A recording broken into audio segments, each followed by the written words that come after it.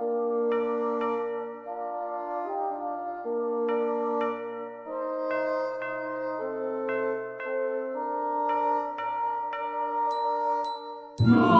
de paz, noche de amor, todo duerme en derredor.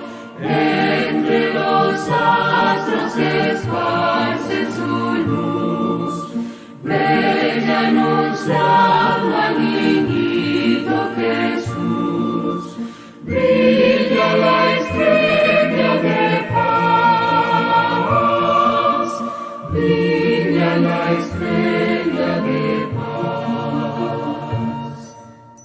Noche de paz, noche de amor, hoy humilde fiel pastor, coros celestes proclaman salud, gracias y glorias en gran plenitud, por nuestro buen Redentor,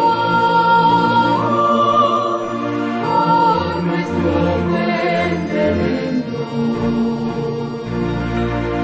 Noche de paz, noche de amor, el pequeño resplandor, luz en el rostro del niño Jesús, en el pesebre del mundo la luz, astro de eterno fulgor, astro de eterno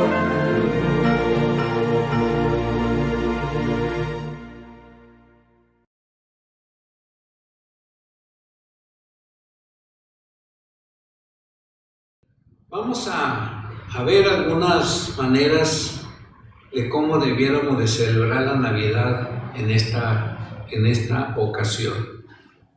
Porque a pesar de la pandemia, toda la familia debemos de involucrarnos. Y a propósito, nos dan permiso que tengamos reunión las familias, pero las que son cercanas.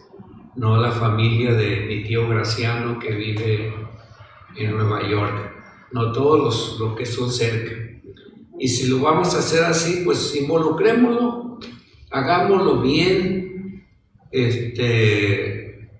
No se olviden de que debe haber una relación histórica con esta fiesta, con la primera venida de nuestro Señor Jesucristo en el pesebre, y esa relación debe de ser con la segunda venida, la que todos los redimidos esperamos, según así lo leemos en Primera de Tesalonicenses, capítulo 4, 13 al 18, donde habla categóricamente de que un día Cristo vendrá a esta tierra. Pero ya no vendrá como niño, ya no vendrá una pareja. Él viene como lo que es. Él viene como el Salvador del mundo, como el Rey poderoso, del cual las Escrituras hablaron tanto de Él viene para posar su pie sobre la tierra y pues de una vez y para siempre establecer lo que es el verdadero reino de Dios. Así que en la primera Navidad, pues las escenas son demasiado conocidas. Aquel pesebre, aquella pareja, aquellos pastores y los últimos testigos de la primera venida del Señor Jesús, aquellos famosos magos,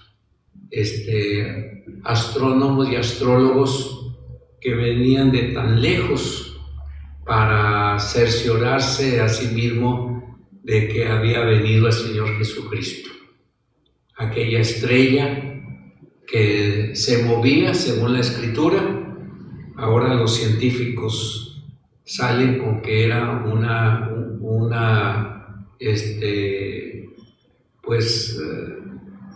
relación en cuanto a distancia, en cuanto a tamaño de dos de los planetas más grandes de nuestra galaxia.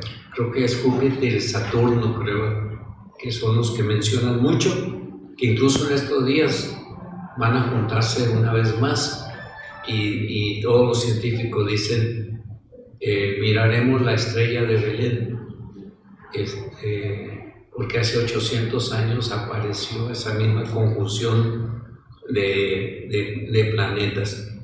Entonces todo eso, ese es el panorama anterior, pero cuando Cristo venga, hermanos, la cosa será diferente. Él viene para reinar en la tierra.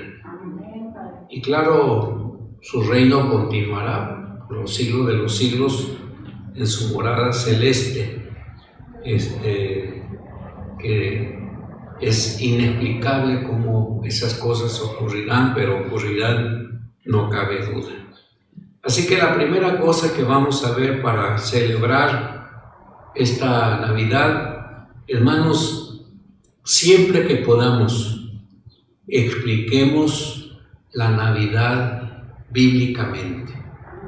Siempre que podamos, siempre que alguien nos pregunte sobre esto, hermanos, la Biblia, ir a la Biblia, porque tenemos un ejemplo en la misma Escritura, que la historia de Jesús no se puede explicar fuera de la palabra de Dios. Lucas, en el capítulo 1 de su libro, él explicó, y ahí viene cómo lo hizo. Y acuérdense que Lucas se lo dijo a una persona de eminencia, que no sabemos quién era. No sabemos quién era, sería algún gobernador, alguna persona de autoridad. No se sabe, lo único que conocemos era su nombre, Teófilo. Y déjenme leerlo como está escrito en Lucas capítulo 1, versículo 1 al 4. Puesto que muchos han intentado poner en orden un relato acerca de las cosas que han sido ciertísimas entre nosotros, así como nos las transmitieron los que desde el principio fueron testigos oculares y ministros de la palabra, me ha parecido bien también a mí, después de haberlo investigado todo con diligencia desde el comienzo, escribírtelas en orden, oh excelentísimo Teófilo, para que conozcas bien la verdad en las cuales has sido instruido. Este personaje es probable que tenía mucha conocimiento de las cosas que habían ocurrido en el primer siglo. Seguro lo había escuchado, lo dice aquí, de los otros discípulos. A lo mejor él era un discípulo no de entre los 12, pero sí un discípulo de los que los mismos 12 alcanzaron. Pero este hombre quizás tenía muchas preguntas. Por lo que sabemos, en la historia había muchos escritos. En el tiempo de Lucas había muchos escritos que relataban todo tipo de cosas sobre la venida de Jesús, pero Lucas es probable que las checó, los revisó y se dio cuenta que había muchas cosas que no concordaban con lo que él había escuchado de los discípulos. Así que se puso a investigar. Es muy probable que él investigó con Pedro. Es muy probable que él investigó con los otros discípulos, con Mateo incluso, y pudo saber muchas cosas. Él conocía a María, la madre de Jesús. Es probable que también le preguntó de las cosas que habían ocurrido, y él escribió Lucas. Según su parecer, lo hizo para que todas las cosas estuvieran en orden.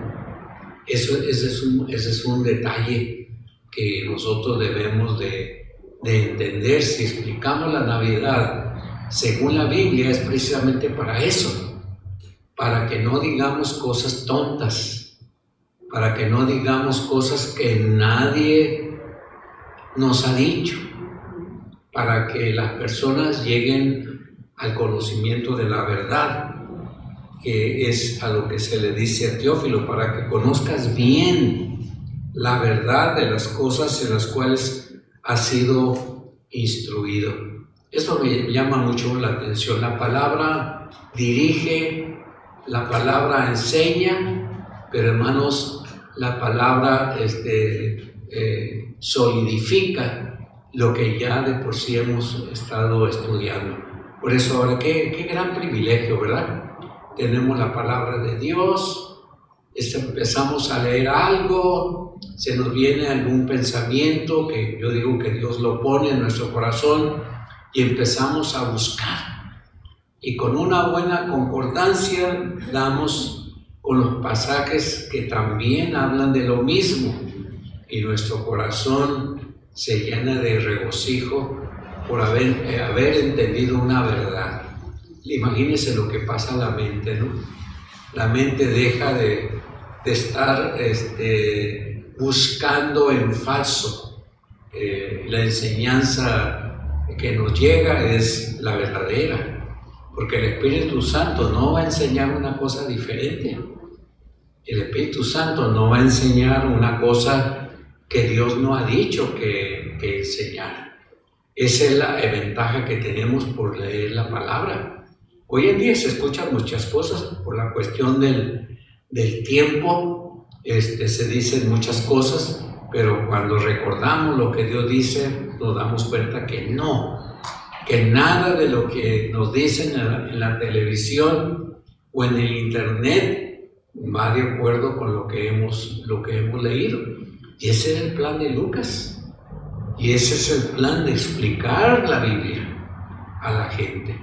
Aún una cosa tan sencilla, porque hermanos, cuando expliquemos la palabra no es para saciar la curiosidad de la gente, porque la gente es muy curiosa, pero quiere hacer indagaciones solamente para aplacar esa hambre de curiosidad. La palabra de Dios simplemente nos debe de dar lo mejor de Dios para nosotros.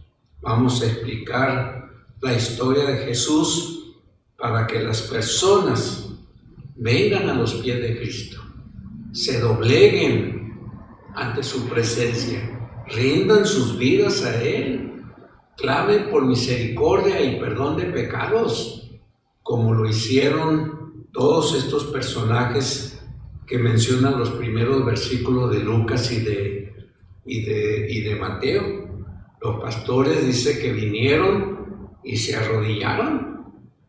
Dice la Escritura que los magos vinieron más tarde.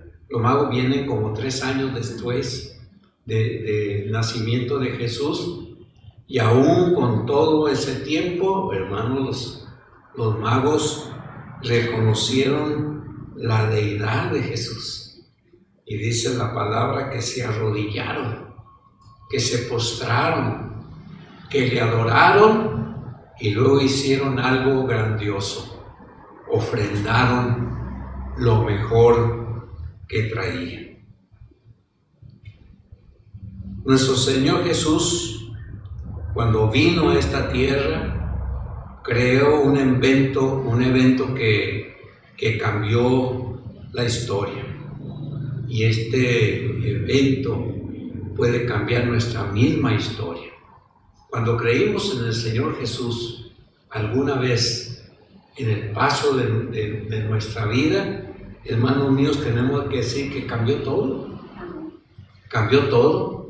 Cambiaron nuestras ideas, cambiaron nuestros sentimientos, cambiaron todos los planes que teníamos, los cambiamos por otros que consideramos que era lo mejor para nosotros.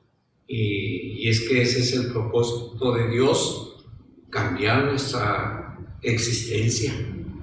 Si el Señor no hubiera venido en aquella Navidad, en aquel tiempo que vino como bebé, no habríamos tenido a Jesús como hoy lo conocemos como el Salvador del mundo. Por decirlo de otra forma, hermanos, si Jesús no hubiera venido en aquella primera Navidad, como lo hemos leído, no hubiera tenido la facultad de después de ir a la cruz del Calvario. Porque la primera venida era de acuerdo con un plan. La gente tenía que verlo desde un comienzo. Por eso a los ángeles les dice,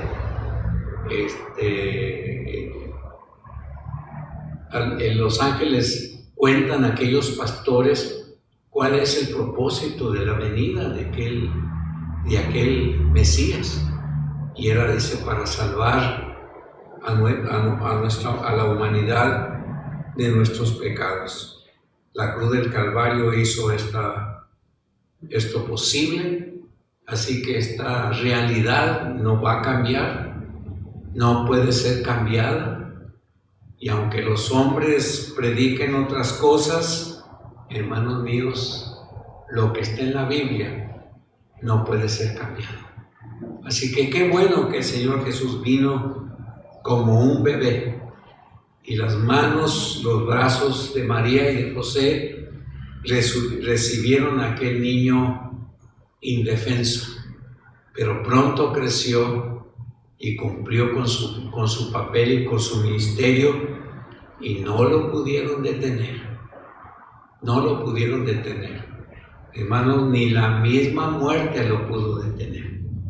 De tal forma que la muerte fue vencida por la resurrección y hoy podemos decir que gracias al sacrificio de Cristo y a su resurrección, hoy somos salvos. La otra cosa que vamos a ver, hermanos, es que así como debemos de explicar la Navidad bíblicamente, celebrémosla correctamente. La Navidad nunca debe de celebrarse mundanamente. Sí, pongamos un arbolito. Sí, adornémoslo. Llenémosle de luces. Nomás tengamos cuidado con las extensiones, ¿verdad? No se nos vaya a quemar. Pero adornémoslo. Pongámosles esferas multicolores. Sí, preparemos regalos para nuestros niños, para nuestros familiares, pero no dejemos de decirles que el mejor regalo es Jesús.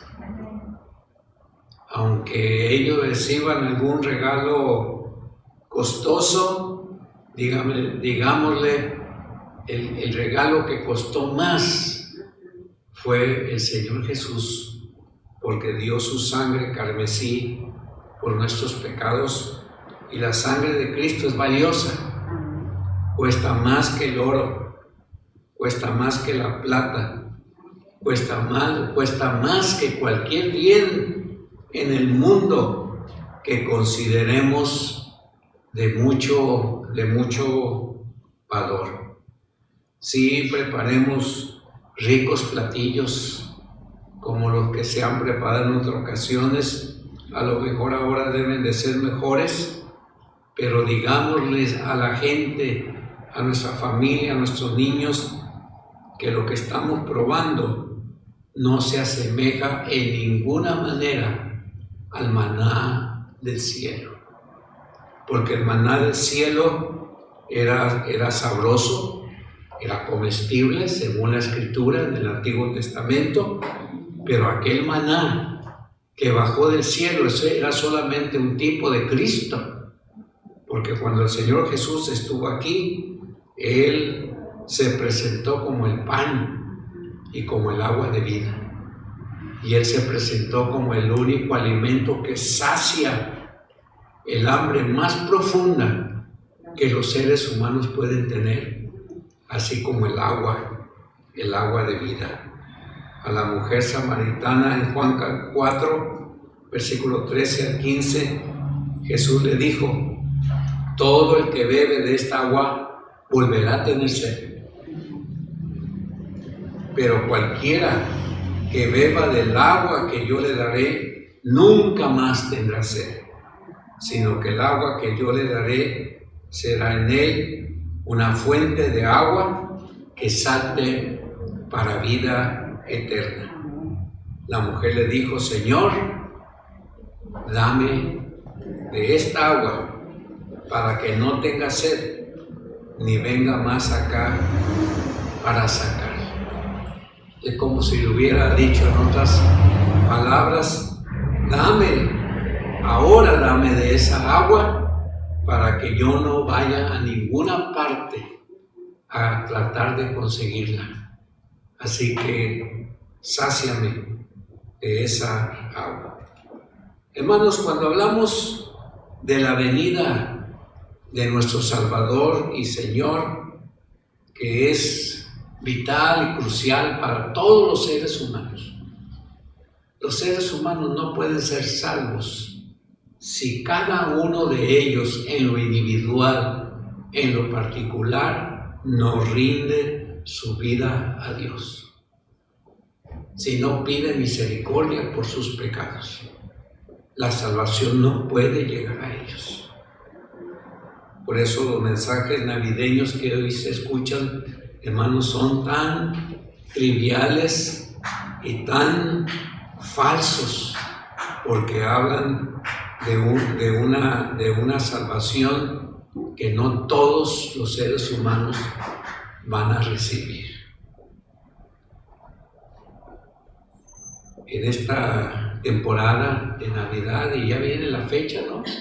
Ya en 2 semanas ya vamos a estar en la fecha marcada por el calendario, pero tenemos que decirle a la gente que hay una gran diferencia entre la fiesta y lo que los creyentes celebramos. Es muy distinto. Pero ¿cómo va a ser distinto si tienen un árbol y tienen luces? Bueno, eso es solamente algo pasajero, porque el árbol de Navidad lo ponemos a principios de diciembre, y ya para terminando el año, antes del 5 de enero, ya lo quitamos y ya está guardado otra vez hasta el siguiente año, adquiriendo polvo y basura y arañas mientras está ahí guardado. Pero hermanos, la venida de Jesús, la que ocurrió a nuestra vida, que vino a nuestro corazón, que vino a nuestra existencia, que vino a nosotros, que ahora podemos congraciarnos de que somos hijos de Dios. Ahora nuestra celebración es muy diferente. Porque, hermano, incluso nuestro árbol puede estar guardado. ¿Cuántas veces durante el año no nos hemos acordado de algún canto de Navidad y sin querer empezamos a cantarlo? Y no es Navidad.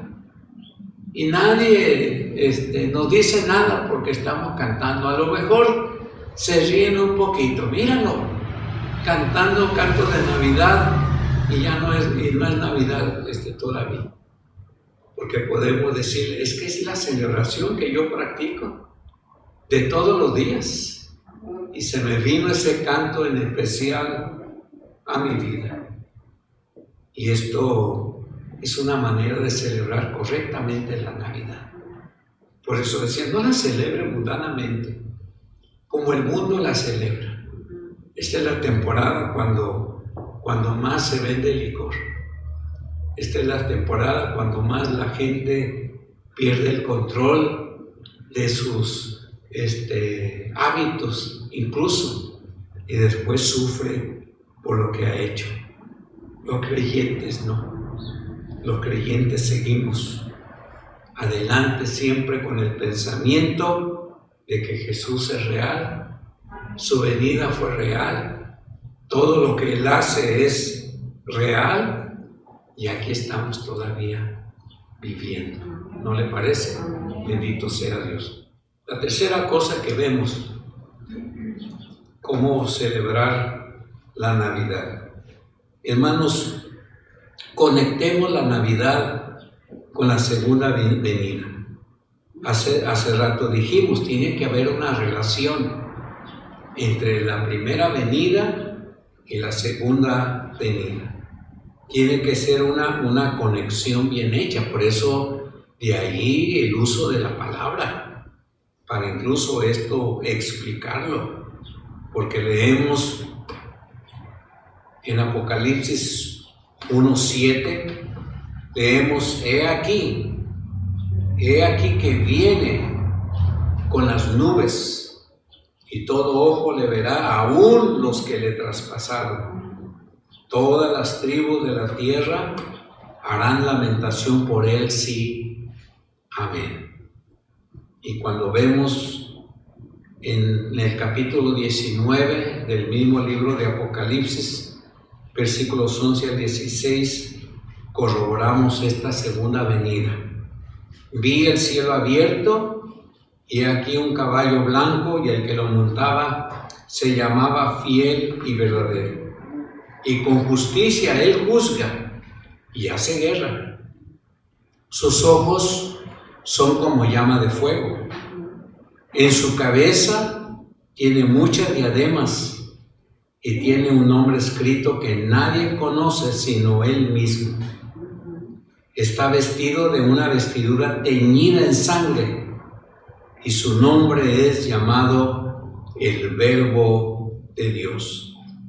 Los ejércitos en el cielo le seguían en caballos blancos vestidos de lino fino, blanco y limpio. De su boca sale una espada aguda para herir con ella a las naciones, y él las guiará con cetro de hierro.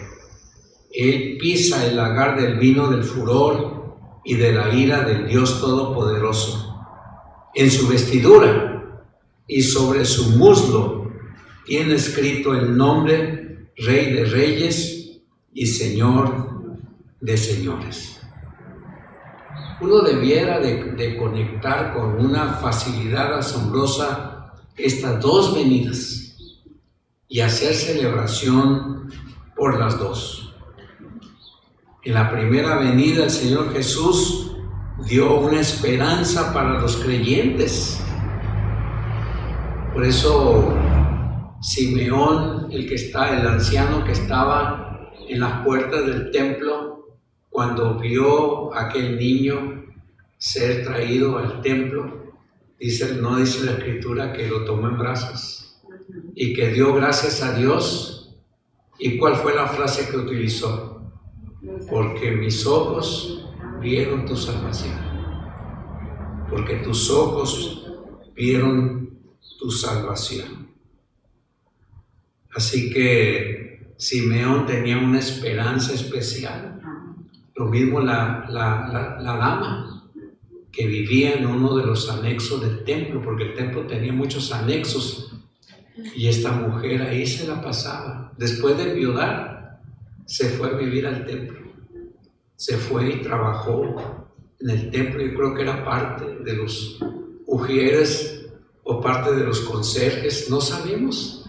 Pero también esta mujer daba gracias a Dios porque había visto la esperanza de Dios en aquel niño. Pero la segunda venida, hermanos, en ella vemos la promesa en acción. Es a esto lo que se le denomina en muchas ocasiones en el Nuevo Testamento como la esperanza bienaventurada. Así que no descuidemos esta dinámica de de la temporada. Creo que también es muy fácil cruzarse de brazos y decir, no, yo no creo eso y no tengo por qué celebrar y egoístamente encerrarse en sí mismo para no compartirle a nadie esperanza. Creo que ese no es el papel del creyente.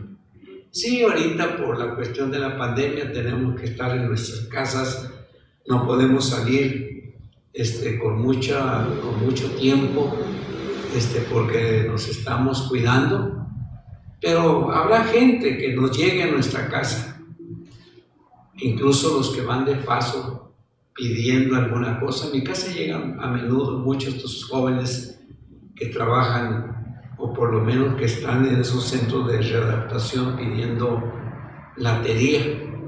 Pues es un momento para hablarles de Cristo, porque ¿quién les dice que esa gente tiene a Cristo como su Salvador personal? A lo mejor están ahí por la situación en la que se encuentran, pero no tienen a Jesús como el único Salvador. Así que nosotros podíamos relacionar bien las dos venidas y decirles: Jesús da paz en el alma, pero da una esperanza de que un día le podremos ver. Hay que ser valiente, hermanos. Hay que ser valiente y hay que proclamar la segunda venida de Jesús tan fuerte como pueda ser, así como la Navidad. No la descuidemos. Sí, no vamos a hacer muchas cosas que el mundo hace, pero sí podemos contar.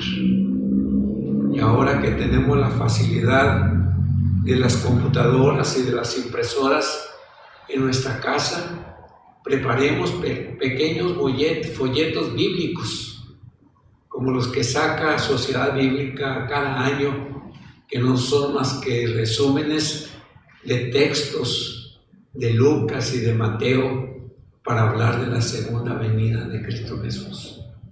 Echemos manos de eso. Esa es otra manera de celebrar.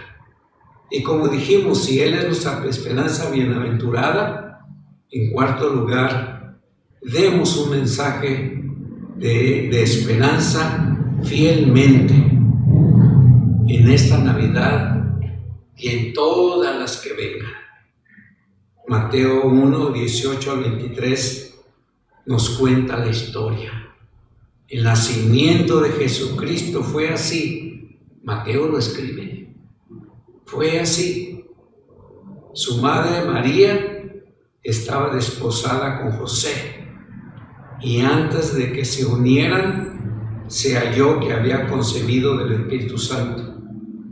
José, su marido, como era justo, no quería difamarla, así que se propuso dejarla secretamente. Mientras él pensaba en esto, he aquí un ángel del Señor se le apareció en sueños y le dijo: José, no temas recibir a María, tu mujer, porque lo que ha sido engendrado en ella es del Espíritu Santo. Ella dará a luz un hijo y llamará su nombre Jesús, porque Él salvará a su pueblo de sus pecados. Y todo esto aconteció para que se cumpliese lo que habló el Señor por medio del profeta, diciendo: He aquí, la Virgen concebirá y dará a luz un hijo, y llamarán su nombre Emmanuel, que traducido quiere decir Dios con nosotros. Así que, ¿qué es lo que yo necesito saber para tener un mensaje de esperanza con fidelidad? No inventado, ni escuchado en otras partes, sino realmente como dice Dios. Pues, hermanos, hay muchos elementos que podemos utilizar. Los villancicos, que son los cantos de la temporada, más que cantarse con entusiasmo, deben cantarse con convicción la cena que preparamos antes de probar de ella, debemos de recordar el pan de vida, como dije hace un minuto, como que Cristo lo es. Y luego, si quiere hacer algo realmente familiar, cuente anécdotas que le hayan sucedido a usted o a la familia en esta temporada.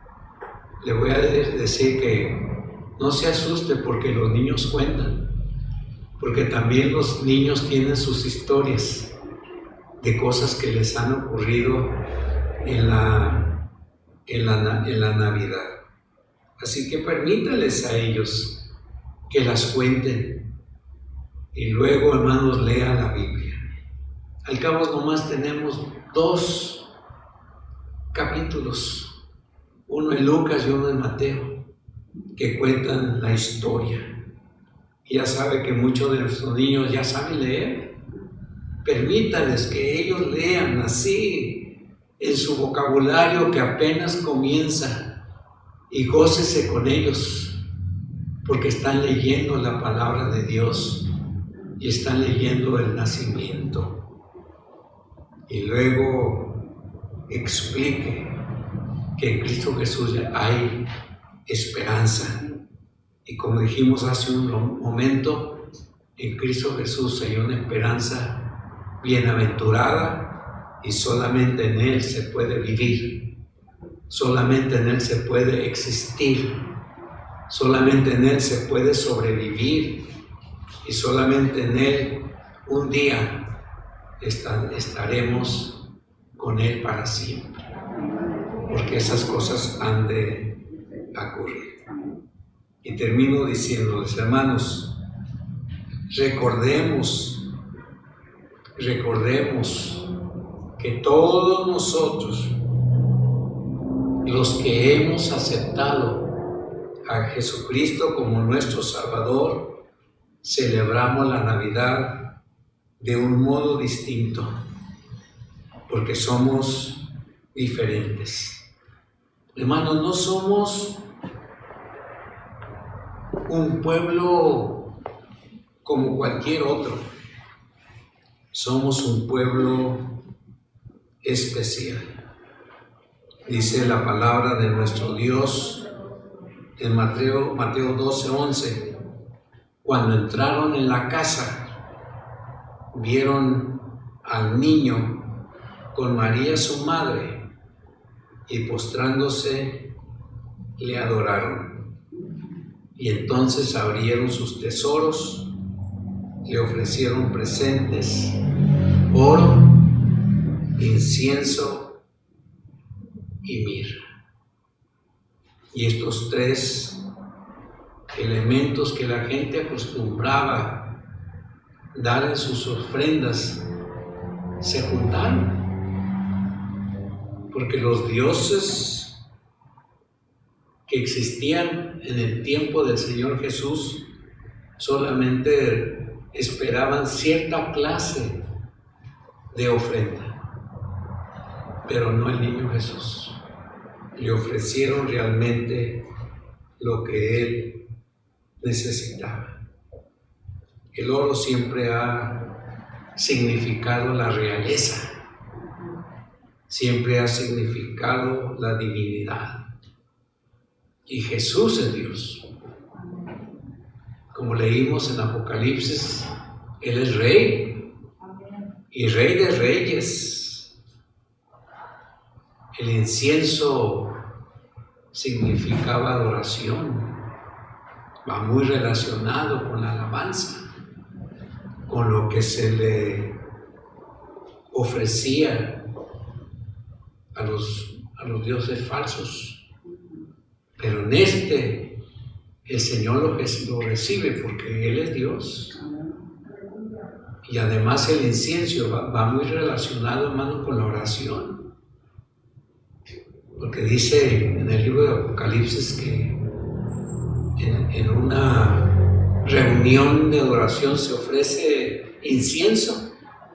Y luego dice más abajo, en la letra pequeña, dice que son las oraciones que el pueblo hace todos los días. Así que al Señor lo adoramos de veras, porque Él es nuestro Dios. Y la mirra, hermanos, apareció cuando el Señor Jesús estaba muriendo. La mirra le fue mezclada con otro tipo de líquido para amenguar el dolor que sentía, pero dice la Escritura ahí categóricamente que Jesús no lo quiso probar.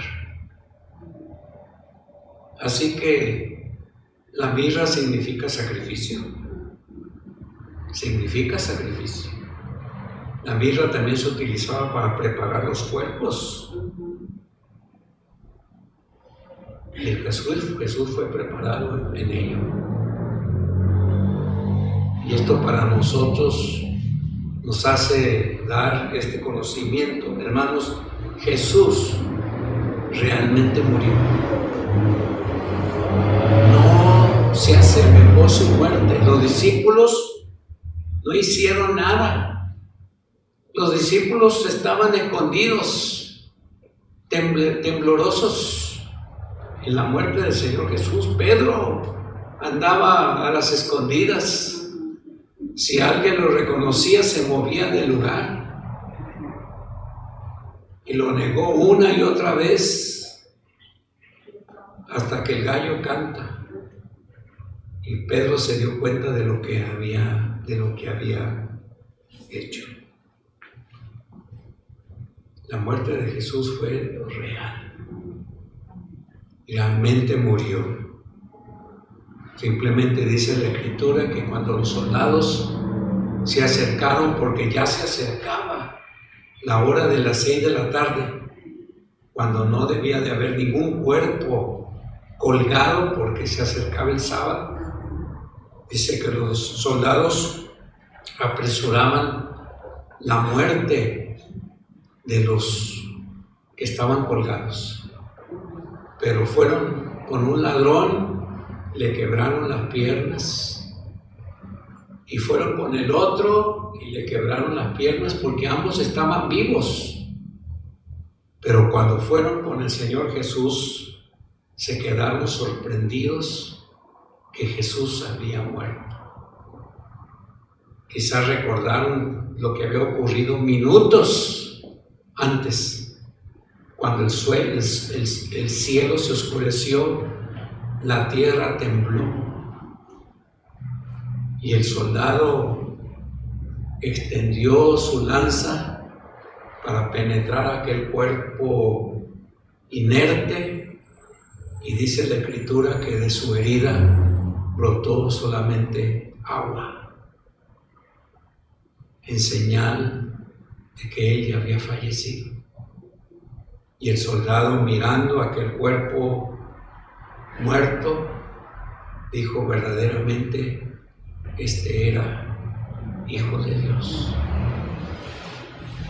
Fue descolgado por instrucciones de José de Arimatea y colocado en una tumba prestada. Esa es la Navidad, hermanos. Celebrémosla como dice nuestro Dios. Oramos. Bendito Dios, en este momento, Señor, una vez más celebramos la historia de la Navidad que hemos venido celebrando todo el año. Pero ahora, Señor, por cuestión de calendario, se destaca este mes como una celebración de advenimiento. Padre, gracias porque